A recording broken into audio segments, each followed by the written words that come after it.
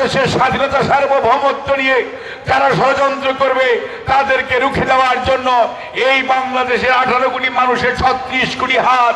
আজকে যারা বাংলাদেশের স্বাধীনতা এবং সার্বভৌমত্ব নিয়ে ষড়যন্ত্র করছেন, বাংলাদেশের সাম্প্রদায়িকতার বীজ উস্কে দেওয়ার চেষ্টা করছেন, তারা কি কখনো নিজেদের চেহারায় আয়নায় নিজেদের চেহারা দেখেছেন?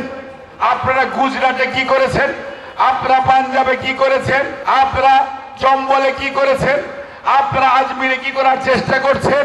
আপনারা কি চেহারা আপনাদের আয়নায় চেহারা দেখেছেন? আপনারা অন্যের চেহারার মধ্যে দোষ খুঁজে বেড়ান। আজকে বাংলাদেশের মানুষ, অসাম্প্রদায়িক মানুষ, এই মৌলভীবাজার, এই আখাউড়াতে কোন হিন্দু মুসলমান খ্রিস্টান বৌদ্ধ কোনো ভেদাভেদ নাই, ত্রিপুরার মধ্যে কোনো ভেদাভেদ নাই।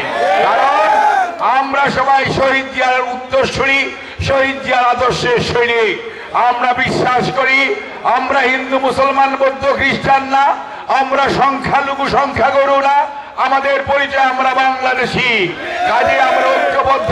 বাংলাদেশের বিরুদ্ধে যারা কথা বলবে, বাংলাদেশের স্বাধীনতা সার্বভৌমত্ব নিয়ে যারা ষড়যন্ত্র করবে তাদেরকে রুখে দেওয়ার জন্য এই বাংলাদেশের 18 কোটি মানুষের 36 কোটি হাত।